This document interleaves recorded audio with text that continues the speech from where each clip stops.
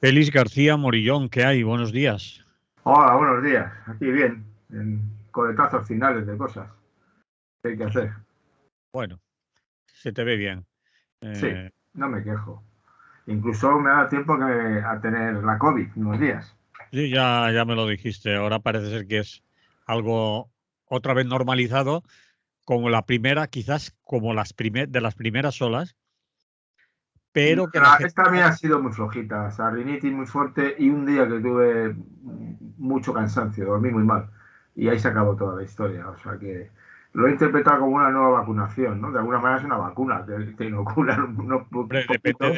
depende de la variante que te Eso toque, sí, ¿eh? pero como ya hay tantas variantes que no hay manera de identificar, ¿eh? Depende de la variante que te haya causado la infección.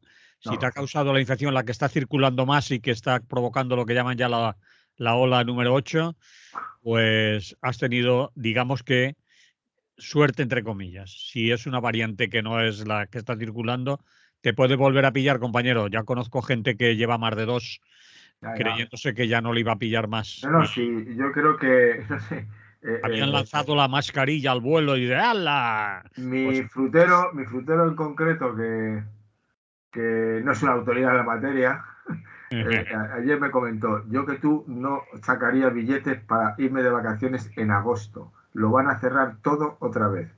no creo. Yo dije, hombre, quizá no, pero nunca se sabe, ¿no? Hombre, No el se atreve. frutero en principio no me parece una autoridad en la materia, pero no sé qué fuente de información tiene. Está un poco complicado, ¿eh?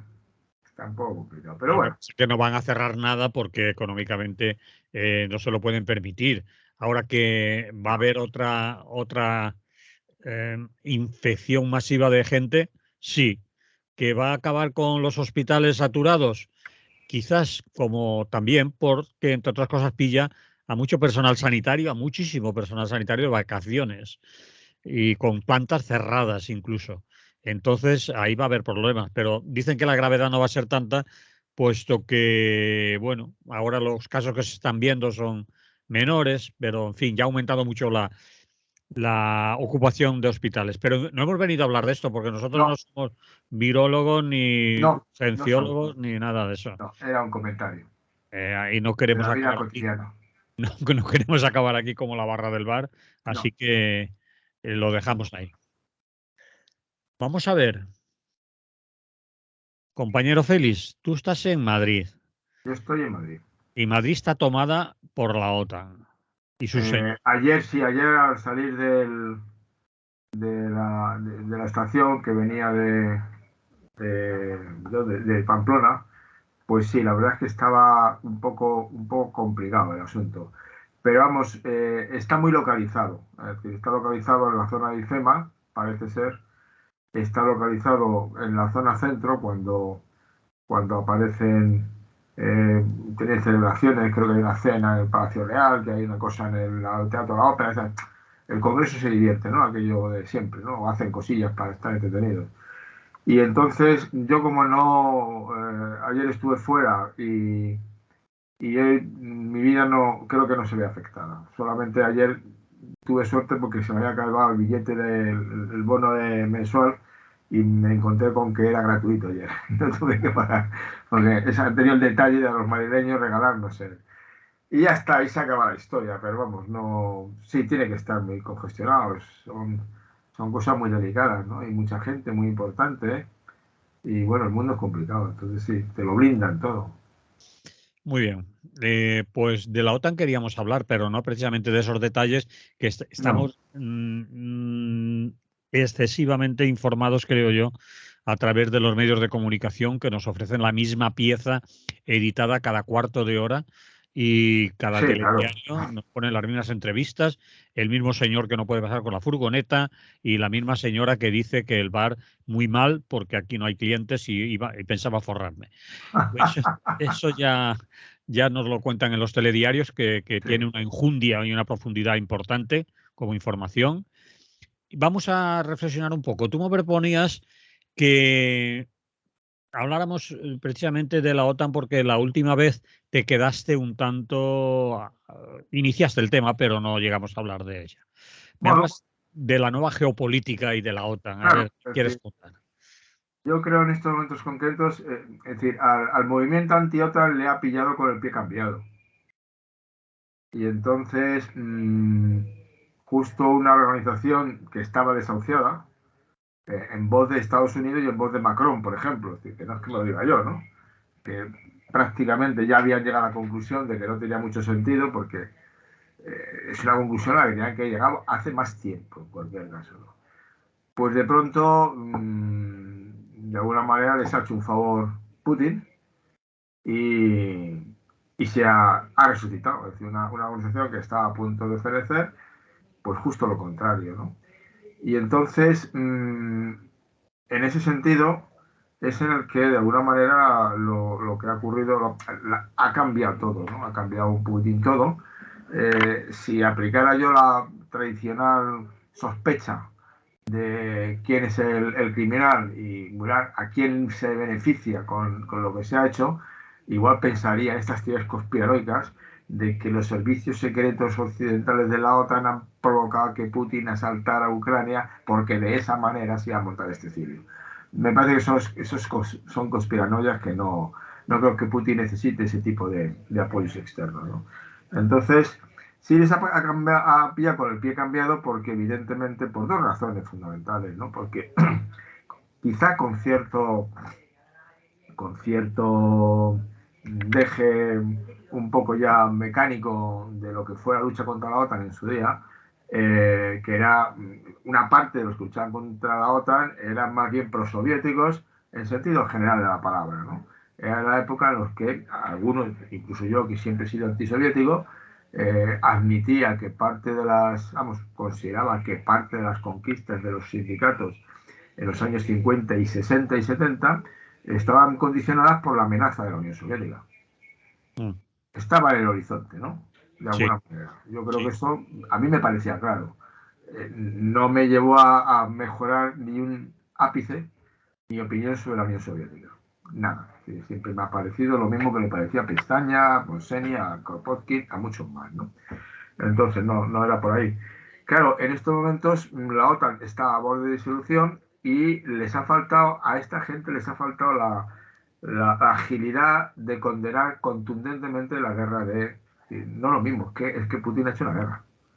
O sea, y que Sí. es el agresor, claro, que yo creo que no hay.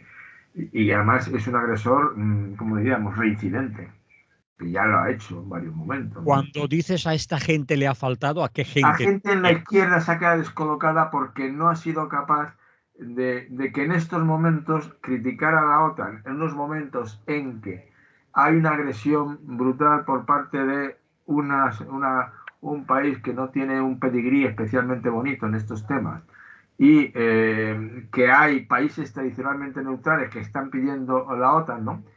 Pues quizá no era el momento, es decir, la campaña contra la OTAN tienes que modificarla seriamente. No decir simplemente OTAN no, va a ser fuera. También me parece una simpleza en estos momentos porque creo que está cambiando completamente el orden geopolítico internacional. Bueno, lo creo yo hoy porque lo dicen expertos que saben más que yo de este asunto, ¿no? Y entonces, bueno, es decir, cuando fue el referéndum de la OTAN, tú lo viviste, ¿no? Y participaste, es de las pocas veces que yo he votado en cosas, ¿no? Sí, señor. Y he perdido, claro, obviamente. Menos mal que gané cuando echamos a Rajoy de gobierno. O sea, no le dejamos entrar y entró Zapatero. Por lo menos eso lo logré, pero en la anterior no logré nada, ¿no? Entonces quiero decirte que en aquel momento no sé cuál sería la proporción, pero vamos, que había una proporción de más de la mitad de los españoles que lo de la OTAN no lo veían claro y estaban en contra, creo que sí. Porque en aquella época mucha gente no podía olvidar que el régimen de Franco había durado 40 años, entre otras cosas gracias al apoyo no de la OTAN directamente, porque no la admitieron nunca, pero sí de toda la parafernalia de la OTAN, ¿no? Entonces, quiero decirte, pero en este momento me parece que la última encuesta que han hecho sobre la OTAN ha dado un porcentaje muy elevado, no me acuerdo, un porcentaje muy elevado de españoles que están de acuerdo con que se aumente la colaboración con la OTAN y que la OTAN refuerce su papel. Una cuestión. Has dicho ¿Eh? dos cosas una cuestión o dos cuestiones. A Has ver, dicho dos cosas que me provocan que te pues pida eso es aclarar. estupendo, estupendo. Una, has dicho la izquierda no la ha hecho bien, es decir, te refieres a la izquierda como si tú no fueras No, parte. no, la izquierda en general. Yo No, tampoco, yo no he hecho nada, me explico. O sea, tendría responsabilidad porque no he hecho nada. No fui a la manifestación, ni dejé de ir, es decir, he pasado de ese tema. La izquierda genérica, genérica. Pero pero en el caso concreto, es cuando he citado lo de la Unión Soviética, me refería más bien a la izquierda, no la nuestra, sino la izquierda más mm, tradicional del Partido Comunista y sus sucesivas reencarnaciones, ¿no? A esa me refería. vale. Porque nosotros como izquierda jamás hemos tenido ninguna simpatía por nada que viniera de la Unión Soviética. Entonces, para nosotros la Unión Soviética era una dictadura, siempre, ¿no? Mm. Entonces, entre el Pacto de Varsovia y la OTAN lo teníamos claro, los dos abajo, ¿no? A eso me refería. Y a la izquierda en general, yo sí que creo que a la izquierda en general, y sobre todo a la izquierda, y que ya no es de términos de izquierda, a los movimientos más de tipo pacifista y los de tipo antimilitarista, les ha pillado también, nos ha pillado con el pie cambiado. Porque sí que está apareciendo una geopolítica nueva, con bloques muy potentes, con rearmen muy potente, y claro, no es solamente un problema de la OTAN, es un problema general. Y entonces está el bloque de la OTAN, por descontado, pero está el bloque de China, por ejemplo, que también tiene su aquel, ¿no? Y en China hay un problema serio, vamos, en el Atlántico hay un problema serio de posibles conflictos, ¿no? Y se están rearmando. Te recuerdo que hubo una bronca, algunos submarinos y tal, porque Estados Unidos hasta hace poco lo que quería era reforzar con Japón, Australia, Nueva Zelanda y alguno más, y Taiwán, reforzar, hacer un pacto no anti pacto de Varsovia, sino ante un hecho que es muy claro, es la voluntad expansiva, no sé si imperialista, esa palabra no me gusta, pero sí expansiva y de predominio de China. Mm. Y China me parece un contrincante serio. Es decir, no estamos y también tiene una historia muy peculiar, ¿no? O sea, tiene un pedigrí que no es de fiar, ¿no? A eso me refería estrictamente. Se está recomponiendo, es una de las posibilidades reales de una situación de crisis como la actual, crisis globalizada, en que hay muchos problemas de diferente tipo, en que está creciendo la desigualdad, se ha disparado la inflación después de una pandemia que puede aparecer otra a continuación, estamos viendo que el calentamiento, o sea, los fenómenos atmosféricos un tanto anómalos se multiplican, ese tipo de cuestiones. Estamos viendo hambrunas que no habíamos visto hace tiempo, es decir, los síntomas son malos. ¿Eh?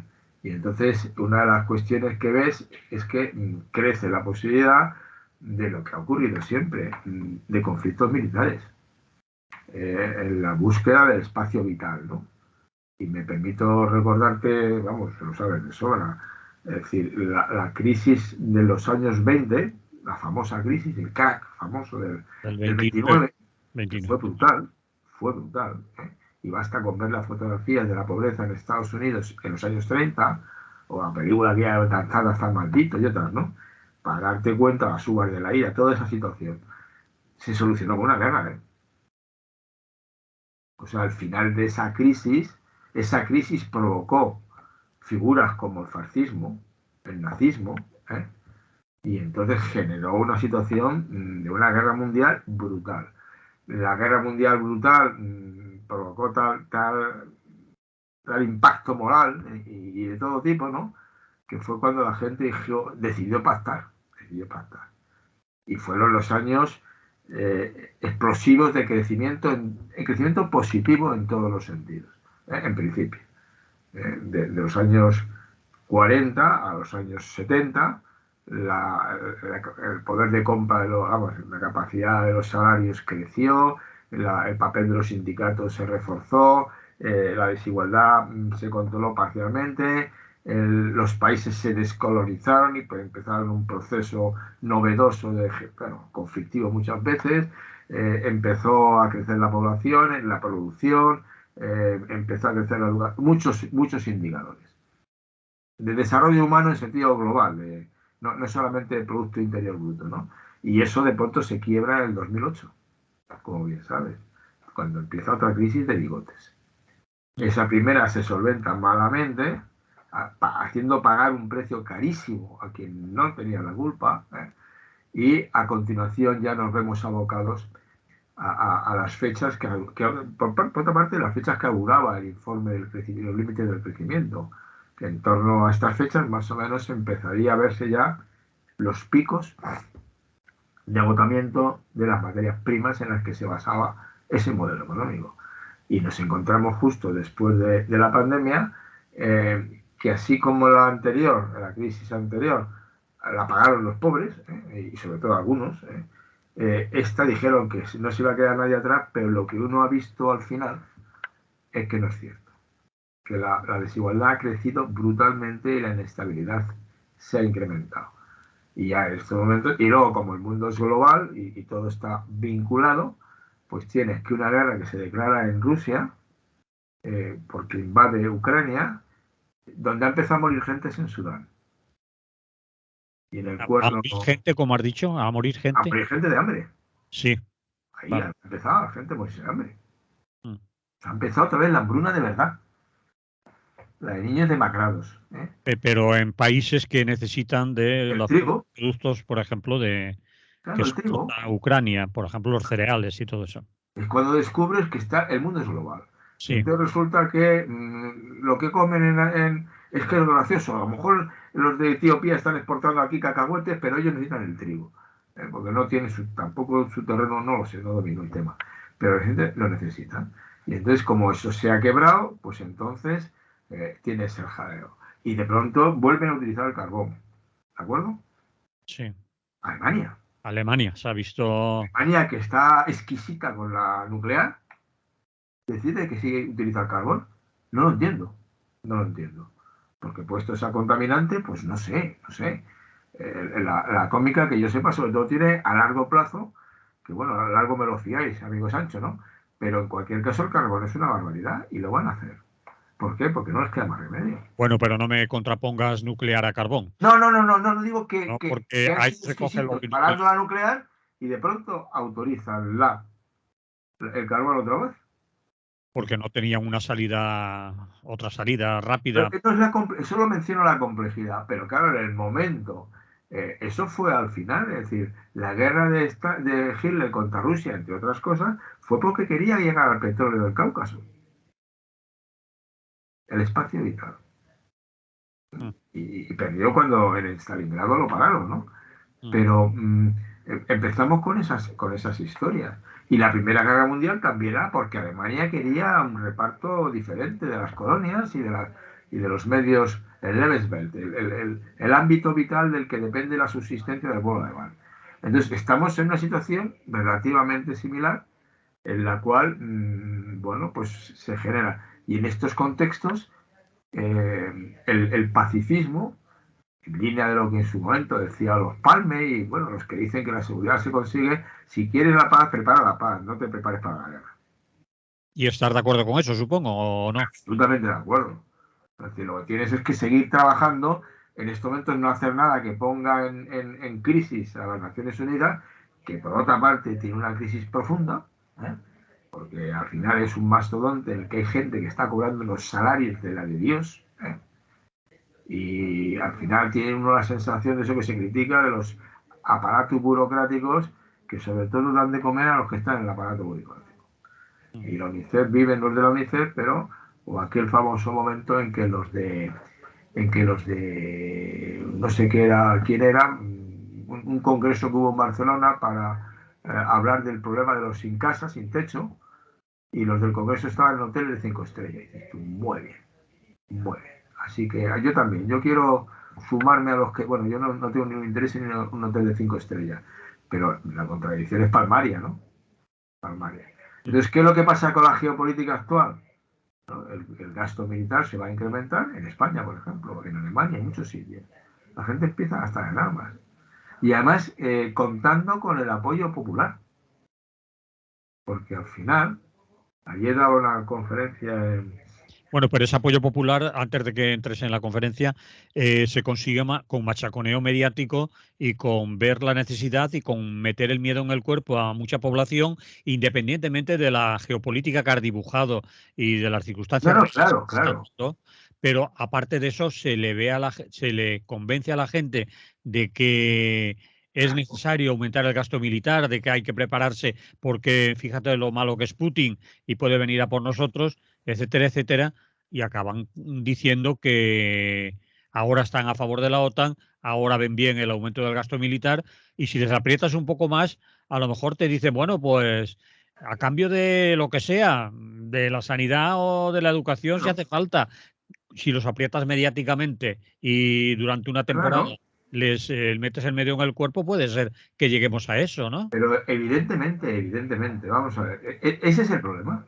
Es Sí, decir, es una filósofa importante, Marta Nussbaum, llamaba la atención el otro día que este crecimiento de la extrema derecha, de la polarización y ahora de este militarismo renacido, uno de los motores fundamentales es el miedo. O sea, la gente tiene miedo. sí, Una parte del miedo es inducido, ¿eh? Y otra parte del miedo es real. Entonces, una parte del voto que va a partidos como el de Trump o de Vox o de Le Pen, es decir, los partidos, los de Polonia y tal, procede de zonas pobres, en las que el miedo es mayor. Y de pronto encuentran salvapatrias que con discursos sencillos, elaboración de chivos expiatorios, adorno del diabólico enemigo exterior, ¿verdad? Pues consiguen que la gente les apoye. Les apoye, les dé poder y su poder, por descontado, no lo van a utilizar para esas cosas. ¿Eh? Claro, estoy de acuerdo contigo. Lo que te iba a comentar, finalmente en la conferencia hablaba de los sesgos emocionales que condicionan la vida política. ah, Uno de los más importantes es el miedo. Y se ha utilizado siempre. sí, Y el miedo, de hecho, algunos críticos, y yo he leído y yo me he sumado, o sea, he aceptado esa crítica, decían que un problema de los ensayos que insistían mucho en el colapso, en el apocalipsis, en eso, era que terminaban generando miedo. Y el miedo es malo. O sea, el miedo es incapacitante en general. Porque el miedo suele provocar dos tipos de reacciones, casi automáticamente y proceden además de millones de años de evolución, porque están presentes en el mundo animal. Una parte de la reacción ante el miedo es la parálisis, hacerte el muerto, no hacer nada, no moverme, no, ¿eh? Virgencita que me quede como estoy, diría el refrán, ¿no? ujú, Entonces es una parálisis. Dicen algunos de estos de etología que es un recurso porque gran parte de los depredadores no se comen los cadáveres, por si acaso. ¿Eh? Instintivamente, bueno, es un cadáver, igual está enfermo, y no lo como. Y luego el otro es la sobreactuación, la sobreviolencia y la fuerza. Es decir, frente al miedo reaccionas atacando, a un peligro potencial. Entonces, predicar el miedo, el difundir el miedo es, claro, yo estoy de acuerdo contigo, es decir, que acabe, hay que generar el demonio de Oriente, que es Putin. sí. La verdad es que ha hecho méritos, ¿eh? Bueno, ha hecho méritos, pero de No, ahí a que ahora invada Cartagena o Madrid, no, eh, eso no lo va a invadir, pero obviamente pero hay gente que escucha así tú en lo algunos. manejas hábilmente y dices, oiga, no tenemos, porque además, claro, aquí la jugada que se plantea inmediatamente es decir que en un mundo globalizado, la capacidad ante una potencial agresión, ¿eh? La capacidad de defenderte es mayor si tienes mayor número de aliados. Así de sencillo. Y Ujú, España militarmente es una potencia pequeña. Es pequeñita. En gasto militar en el mundo, España no gasta menos que Canadá, menos que Italia, bueno, mucho menos que Francia, que Alemania, que no te quiero contar, que China, la India, Estados Unidos. Gasta muy poco España. No, no es de los países que gaste mucho, y menos que Japón, menos que Rusia, es decir, en porcentajes, en cifras de porcentajes. Es un país que no tiene un gasto militar exagerado. Ahora quieren triplicarlo. Entonces estamos en el 1 y pico y quieren pasar al 2 y pico del 3, no me acuerdo cómo era la cifra, ¿no? Pero quieren, y lo van a hacer, lo van a hacer. Sí. Y luego, claro, obviamente en estos casos vienen, como es lógico, no digo que lo provoquen, pero vamos, el otro día vienen los que hacen negocio con las guerras. Obviamente. Pero tú no crees, Félix, que debíamos de salirnos del discurso Total. ambivalente, es decir, del discurso o esto o el militarismo. No, no, claro, claro, no, no. El militarismo yo ¿Cómo, lo he condenado siempre. la pregunta sería, ¿cómo volvemos al discurso antimilitarista?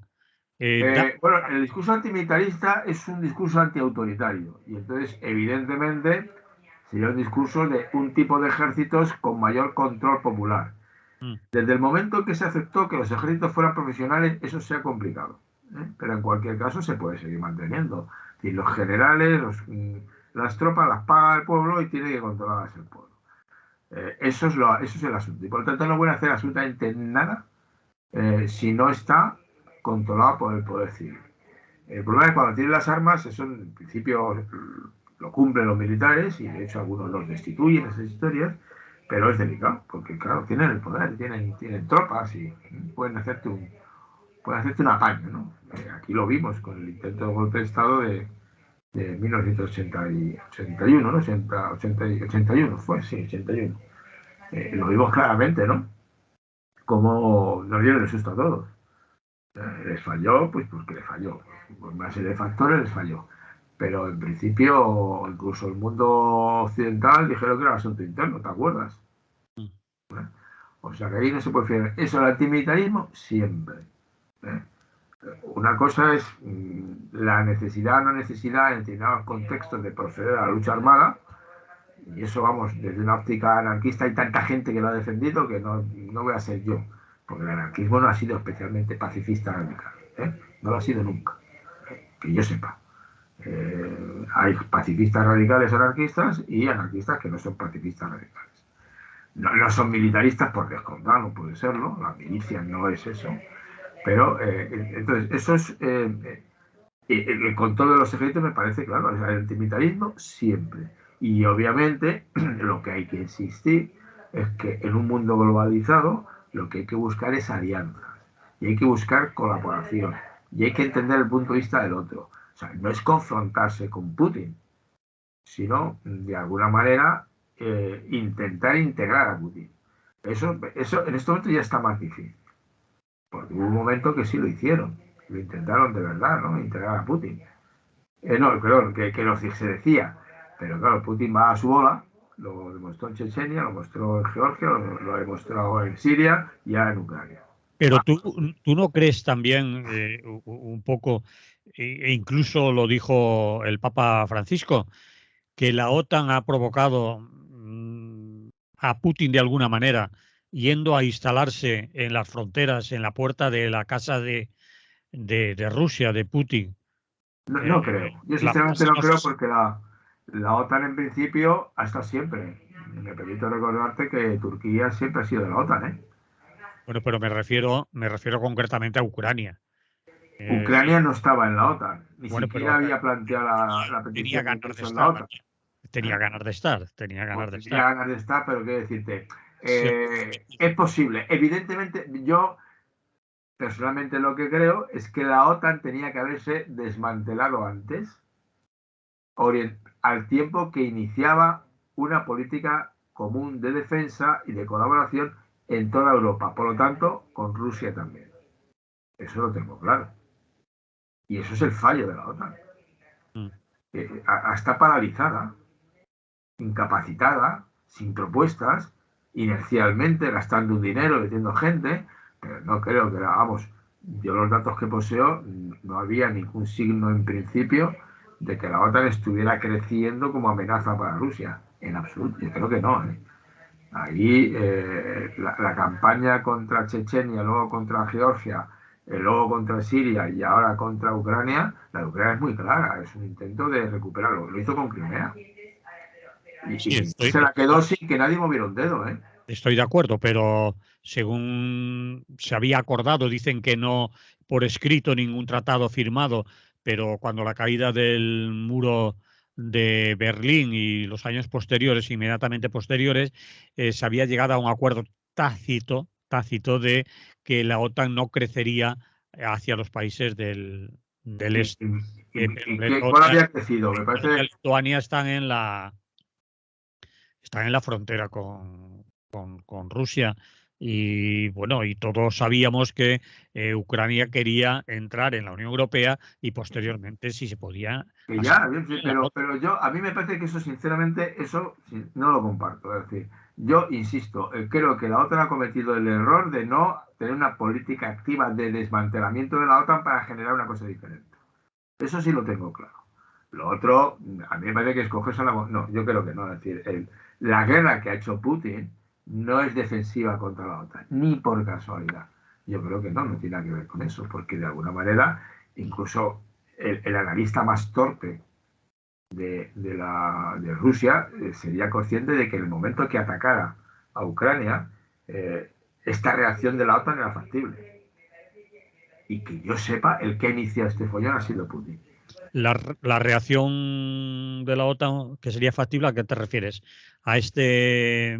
Claro, de alguna manera cuando se quedó, cuando ha hecho las barbaridades de Siria, ahí se callaron la OTAN y compañía, entre otras cosas porque habían hecho previamente unas barbaridades similares en Afganistán y en Irak. Pero ya hay que tener morro, ¿no? Para luego criticar las del otro. ¿eh? Y ahí estuvieron discretos. Con Chechenia, y fue brutal lo de Chechenia, callaos. Georgia un poco más, porque Georgia sí creo que había pedido el Sí. ingreso en la OTAN. Georgia, pero eso está en el otro extremo. Y desde luego que yo sepa lo otro, no. Es decir, a mí me parece más bien que hay toda una nostalgia por la gran Rusia por parte de un señor que procede de esa gran Rusia y se queda con Crimea porque sí. Ve que nadie le dice nada, porque no hubo ninguna reacción. Te lo has quedado, te lo has quedado. ¿eh?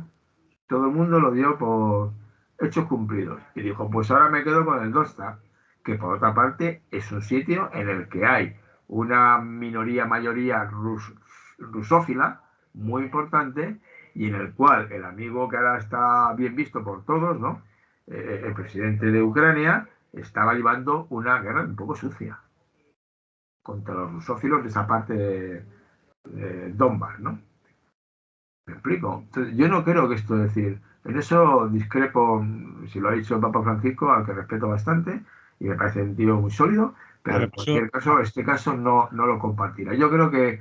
Además utilizó, te acordarás de la frase, la OTAN ha ido a ladrar a las puertas de Rusia. Utilizó esa frase, ladrar.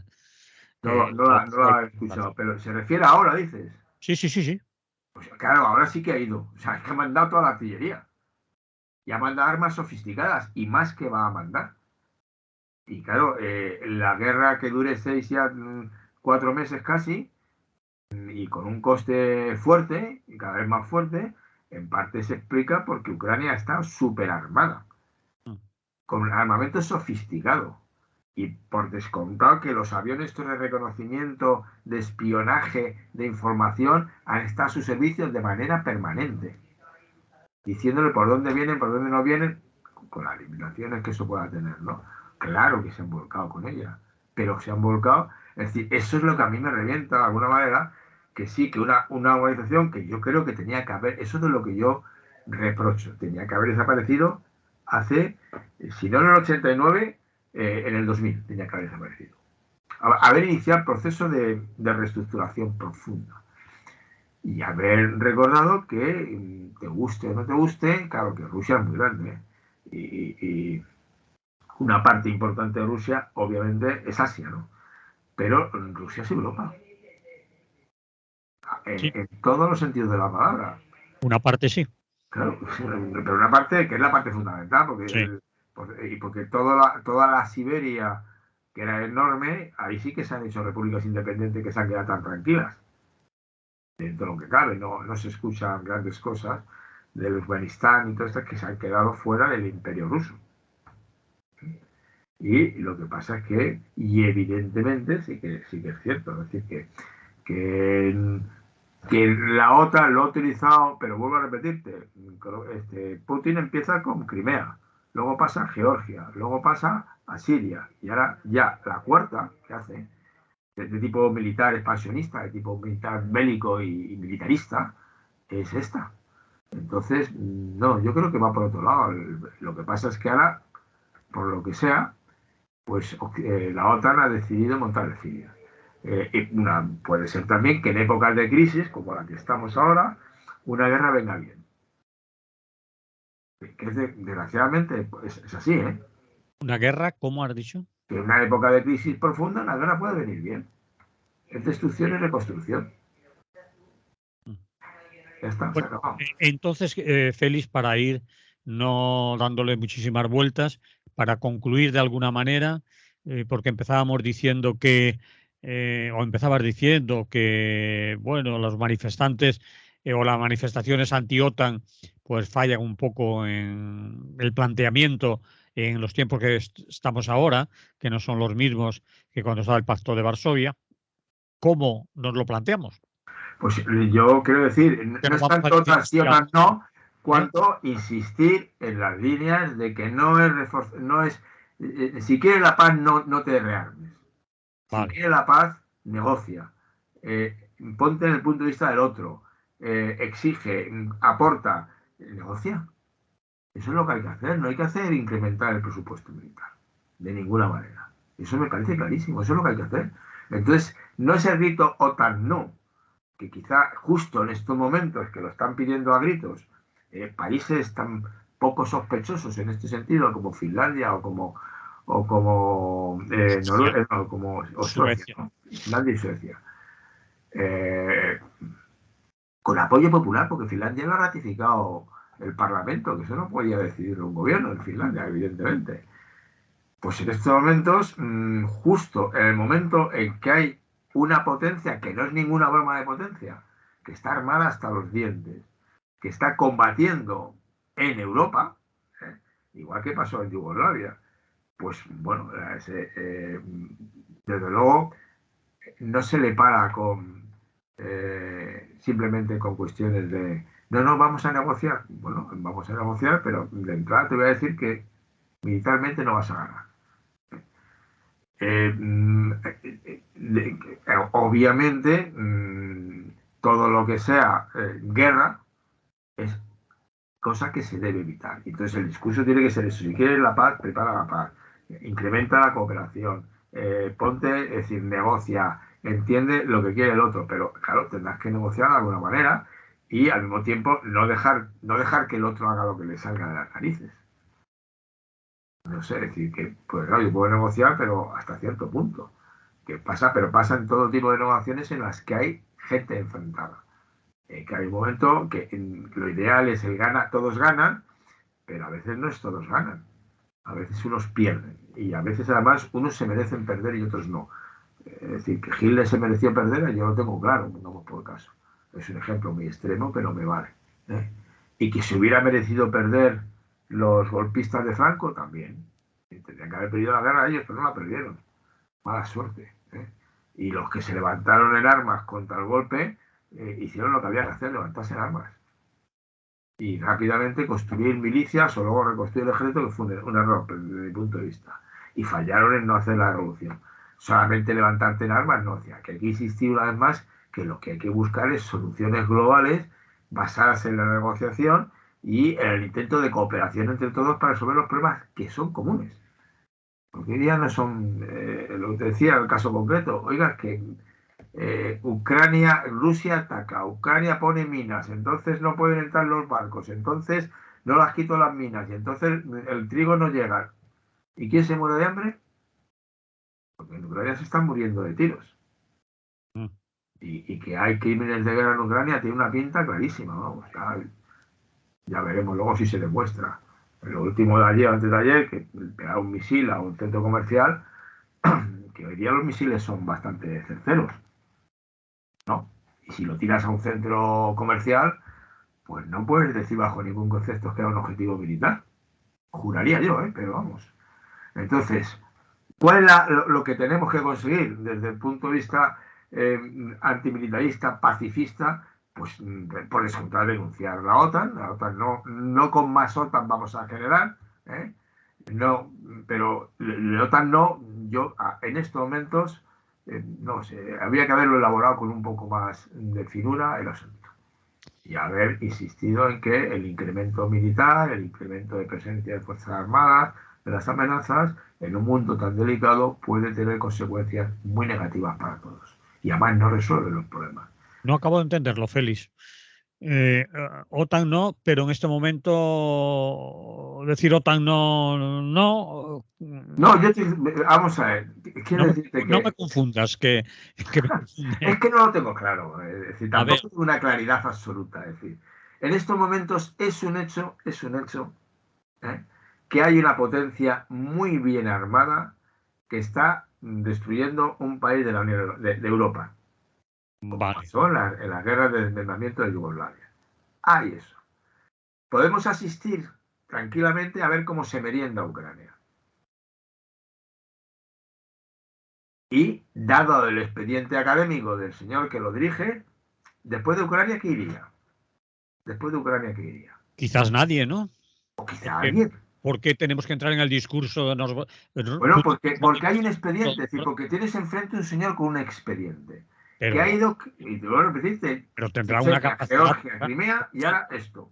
Podrá invadir Ucrania, pero no creo que siga por Alemania, Austria, Francia, No, bueno, no sabemos. Eso, sí. España. No, Lo pero a lo mejor puede pasar, puede ¿eh? tener, tiene otros cercanos. Hay un pacto de Varsovia para el medio, está Moldavia, está más gente. Está más gente. Moldavia, Ucrania, descontado. ¿eh? Bielorrusia puede pasar a ser un satélite de Rusia. Ya lo es. Pero la capacidad militar de Bielorrusia No, no, es casi nada. bueno, Ucrania era una potencia nuclear Era. y cumplió el acuerdo de Cumplió el acuerdo, devolvió los desnuclearización. misiles y ya está. Se quitó todos los misiles. Sí, O sea, era un país con una capacidad militar muy escasa. sí, cuando era Unión Soviética, pero cuando dejó de serlo, no. No, al dejar de serlo, fue cuando se quitó todos los misiles. Correcto.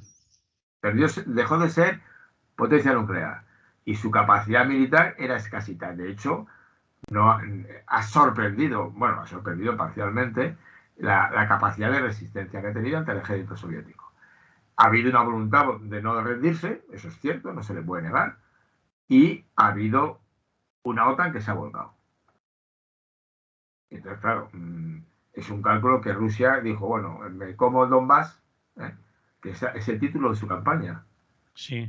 La recuperación de operación especial de recuperación de una zona aplastada por fascistas que atacan a los rusófilos, ¿no? No dicho así, pero era más o menos, ¿no?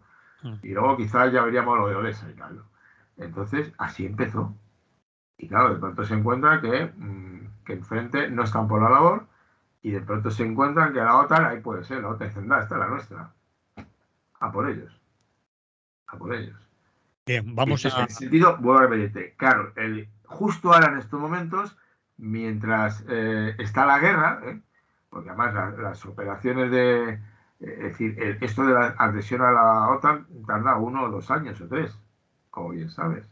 De hecho, Turquía ha dicho que Suecia no, Suecia no, porque tiene porque denuncia el genocidio prisioneros armenio. políticos ¿No? que Suecia considera prisioneros políticos y, Entonces, quiero decirte que esto es una negociación también. Y y, entonces, y aún así, en ese interín, a mí me parece que en estos momentos el objetivo de parar a Putin, que es el que ha iniciado la guerra, a uno que inicia una guerra y pega bombazos, desgraciadamente se le tiene que parar con unos poco más bombazos. Como decía esto, Dios ayuda a los buenos cuando están mejor armados que los malos, sobre todo. Es decir, al final tienes que tener capacidad de resistencia. que Y a espabilado. continuación, inmediatamente, hay que insistir por activa y por pasiva, porque esto es parte de un marco, lo decía la geopolítica global. Es que luego viene lo de China. ¿De acuerdo? Y vuelvo a repetirte, en estos momentos hay una cuestión que está muy clara.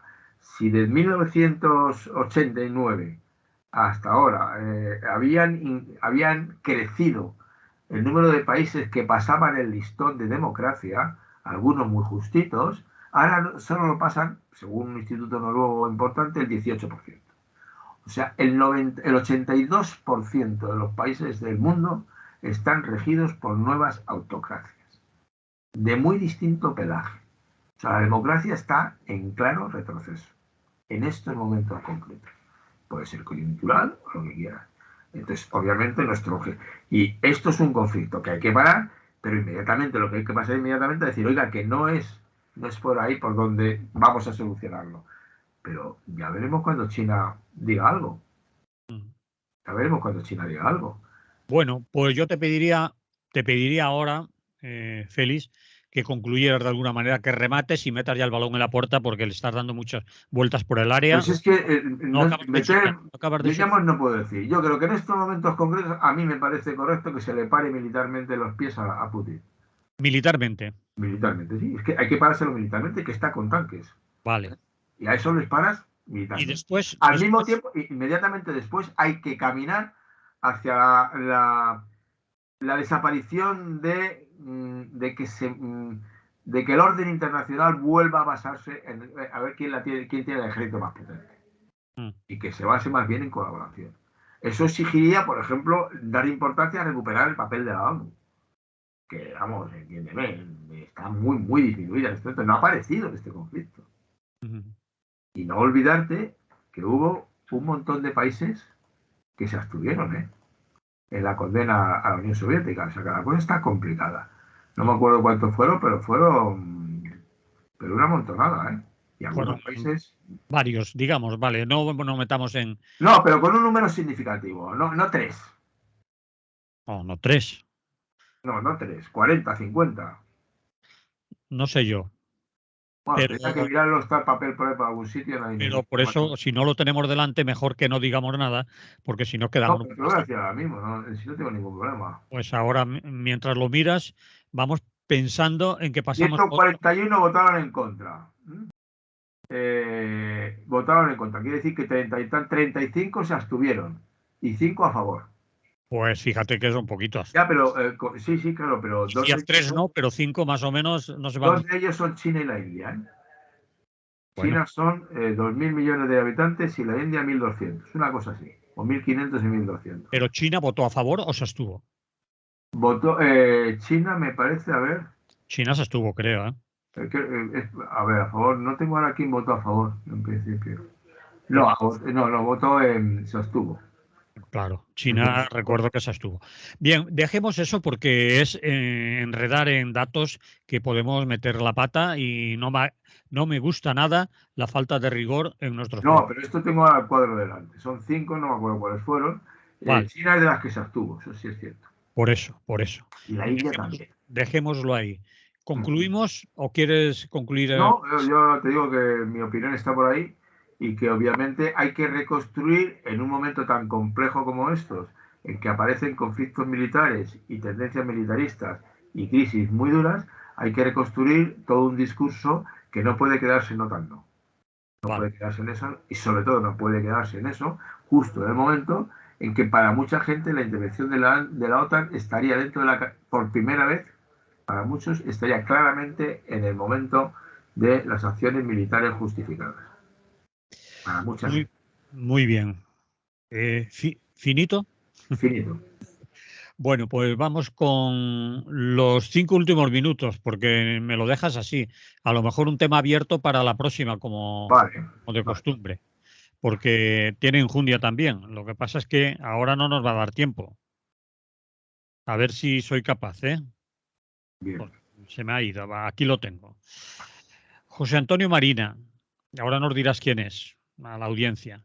Se hace una pregunta también para enredar, como la anterior, como lo de la OTAN, para dejarnos aquí mareaditos. ¿Está la libertad sobrevalorada? Y el señor se va a hablarnos de un conductivista psicólogo que desconocemos, yo por lo menos, Skinner, y empieza a enredar con que eso de la libertad a lo mejor no es para tanto, que el bienestar, la comodidad, la eficiencia e incluso la justicia pueden en algún momento suplantarla y dejar que mucha gente pues decida dejar la libertad en segundo plano si tiene otras cuestiones como bienestar, comodidad, justicia, etcétera, etcétera.